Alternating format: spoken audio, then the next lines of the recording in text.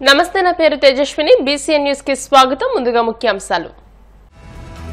గత పాలకులు రాష్ట్రాన్ని సమస్యల వలయంగా మార్చేశారు. పడకేసిన నిర్మాణ రంగాన్ని మళ్లీ పైకి తీసుకొస్తున్నామన్న సీఎం చంద్రబాబు. ఆడపిల్లల జోలికొస్తే తొక్కి నారతీస్తా. పిఠాపురం వేదికగా ఈ టీజర్లకు deputy CM Pawan warning.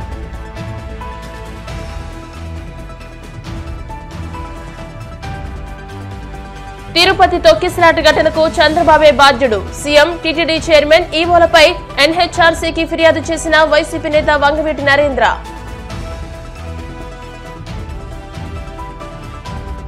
Visakha Gandhi విగ్రహం వద్ద ఏపీసీసీ అధ్యక్షురాలు వైఎస్ షర్మిల మౌన దీక్ష.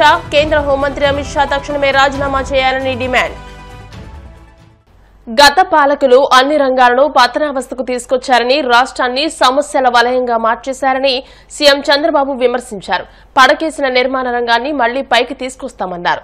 గుంటూరులోని చేబ్రోలు హనుమయ్య మైదానంలో నరెట్కో ప్రాపర్టీ షోను సీఎం చంద్రబాబు ప్రారంభించారు. ఈ సందర్భంగా నిర్వహించిన కార్యక్రమంలో ఆయన మాట్లాడారు. కొత్త ఏడాది నిర్మాణ రంగం వేగంగా అభివృద్ది చెందాలని కోరుకుంటున్నానని అన్నారు. ప్రధాని మోదీ విశాఖకు వచ్చి 2 లక్షల కోట్ల అభివృద్ది పనులకు ప్రారంభోత్సవాలు, శంకుస్థాపనలు చేశారని, బ్రాండ్ ఆంధ్రప్రదేశ్ ఇప్పుడిప్పుడే ముందుకెళ్తుందని తెలియజేశారు. ఈ రోజు నేను ఇక్కడికి వచ్చింది మళ్ళీ పడకేసినటువంటి నిర్మాణ రంగాన్ని పైకి తీసుకురావాలి అనే ధ్యేయంతో నేను ఇక్కడికి వచ్చాను. మీకందరికీ కూడా నూతన సంవత్సర శుభాకాంక్షలు. తొందరలోనే సంక్రాంతి కూడా వస్తుంది. సంక్రాంతి శుభాకాంక్షలు. ఇదే కాకుండా భవిష్యత్తులో కన్స్ట్రక్షన్ యాక్టివిటీకి పెద్ద బూస్టప్ రావాలని మనస్ఫూర్తిగా నూతన సంవత్సరంలో కోరుకుంటున్నాను. ఈరోజు మీరు చూస్తే ఎన్నికలప్పుడు మేము చూసాం, నిర్వీర్యమైన రాష్ట్రం, ఎక్కడికి పోయినా సమస్యల వలయం, అన్ని రంగాలు కూడా పతనావస్థకు చేరిపోయినాయి. నిర్మాణ రంగం అయితే అడ్రస్ లేకుండా పోయే పరిస్థితి వచ్చింది. మేము ఆ రోజు ఒకే మాట చెప్పాం, మమ్మల్ని ఆశీర్వదించండి, మళ్ళీ ఆంధ్ర రాష్ట్రాన్ని అన్ని రంగాలలో అభివృద్ధి చేసే బాధ్యత మేము తీసుకుంటామని చాలా స్పష్టంగా ఆ రోజు మీ అందరికీ హామీ ఇచ్చాం. మా హామీలు నమ్మారు. ఎప్పుడూ చరిత్రలో నేను చాలాసార్లు ఎన్నికల్లో పోటీ చేశాను, కానీ స్ట్రైక్ రేట్ చూస్తే 93%, అంటే పెట్టిన అభ్యర్థుల్లో 93% గెలిచారు. అదే సమయంలో 57% ఓట్లు కూడా వేశారు. ఆ నమ్మకంతోనే మేము వచ్చిన వెంటనే మీరు ఒక్కసారి ఆలోచిస్తే పునర్నిర్మాణం ప్రారంభించాం. ఎటు చూసినా విధ్వంసమే, ఎటు చూసినా అంధకారమే. ఎటు పోవాలంటే కూడా ఇప్పటికి కూడా మాకు ఇంకా చాలా సమస్యలు ఉన్నాయి. కానీ అడుగడుగునా ప్రతి ఒక్కరోజు కూడా ఆలోచిస్తున్నాం.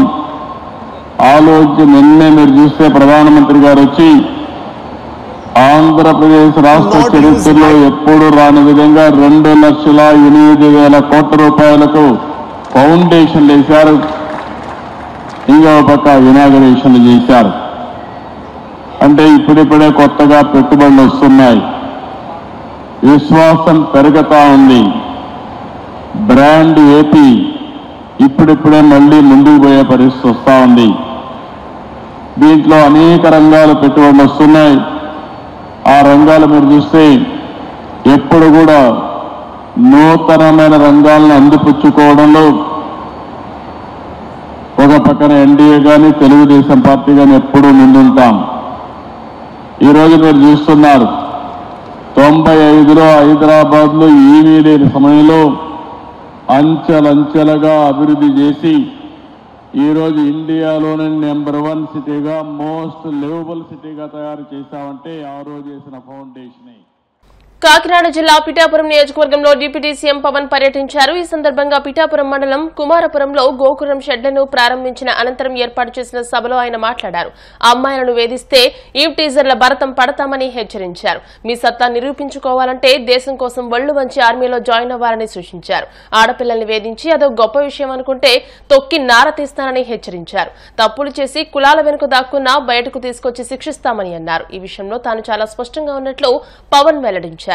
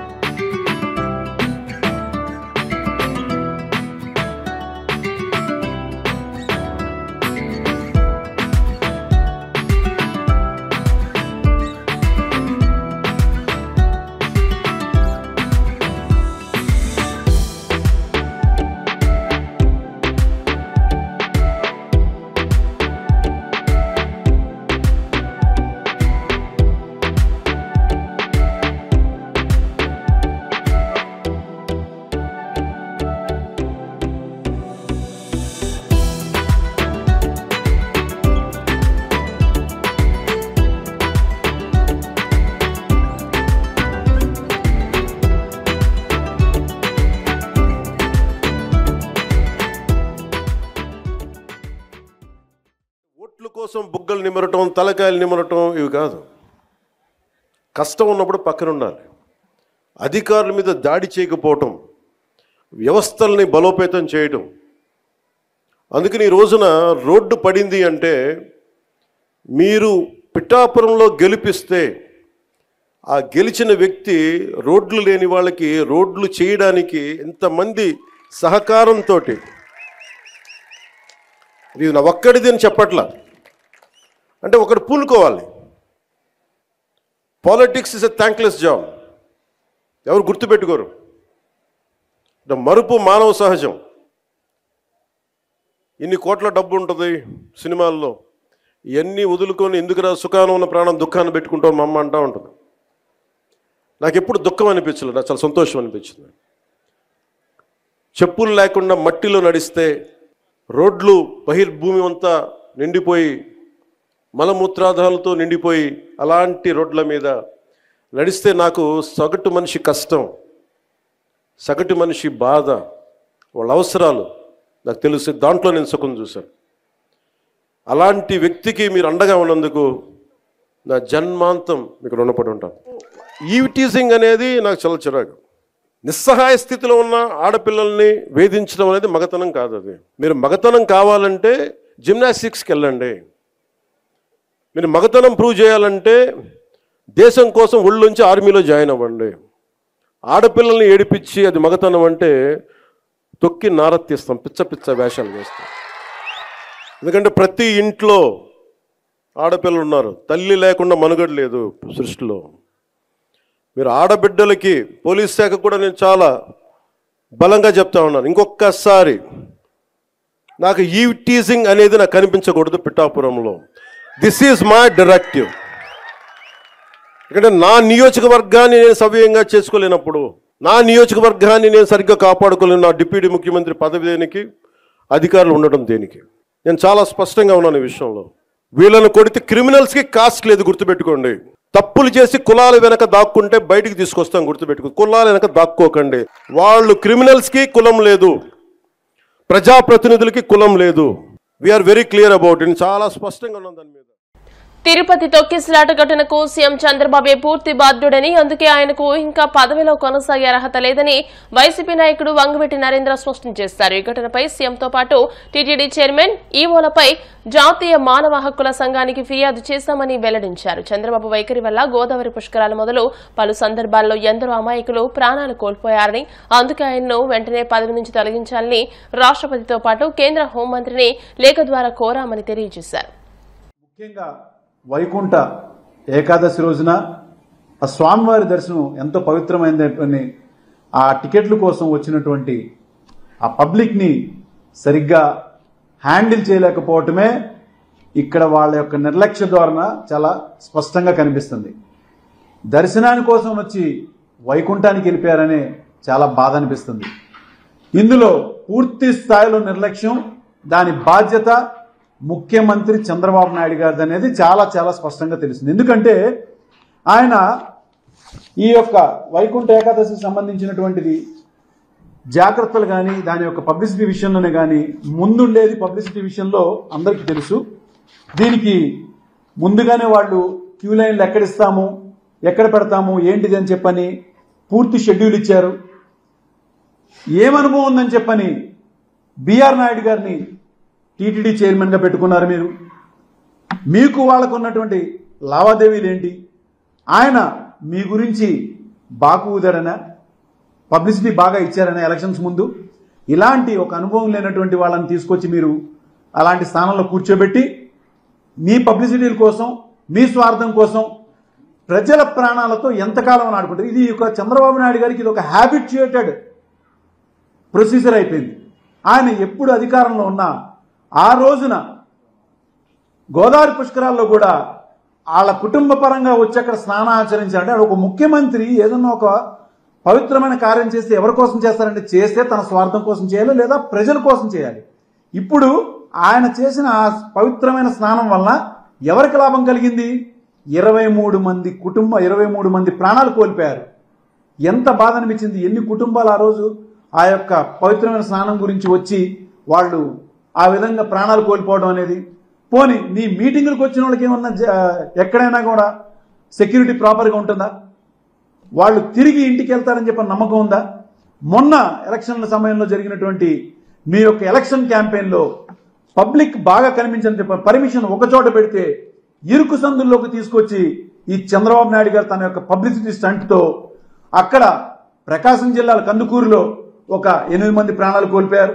గుంటూరు జిల్లాలో ఒక 3 దాకా ప్రాణాలు కోల్పోయారు. వీటన్నిటికీ కూడా ఎక్కడ కూడా ప్రాపర్ ఫుల్ స్టాప్ లేకపోవటం ఏంటంటే ముఖ్యంగా పోలీస్ డిపార్ట్మెంట్ కూడా సుమోటో కింద వీటి మీద కేసు నమోదు చేయకపోవటమే.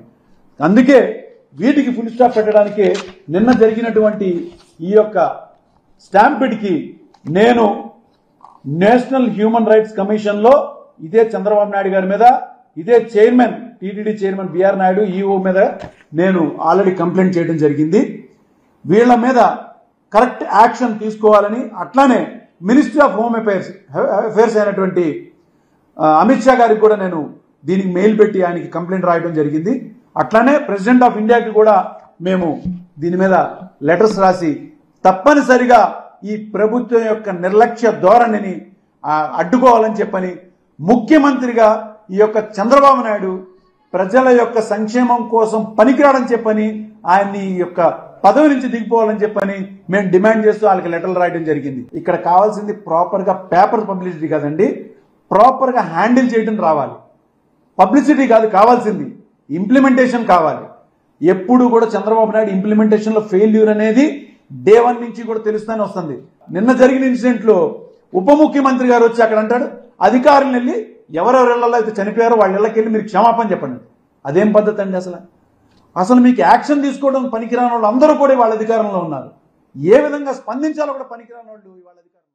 ఏపీసీసీ అధ్యక్షురాలు వైఎస్ షర్మిల విశాఖ వేదికగా మౌన దీక్షకు దిగారు. పార్లమెంట్లో రాజ్యాంగ నిర్మాత డాక్టర్ బీఆర్ అంబేద్కర్ ను కించపరిచేలా మాట్లాడిన కేంద్ర హోంశాఖ మంత్రి అమిత్ షా వైఖరికి నిరసనగా ఆమె ఈ దీక్ష చేపట్టారు. ఈ సందర్భంగా అమిత్ షా తక్షణమే తన మంత్రి పదవికి రాజీనామా చేయాలని డిమాండ్ చేశారు. అమిత్ షా రాజీనామా చేయని పక్షంలో ఆయనను కేబినెట్ నుండి బర్తరఫ్ చేయాలని ప్రధాని మోదీని కోరారు. ఇప్పుడు కాసేపు ప్రకటనలు.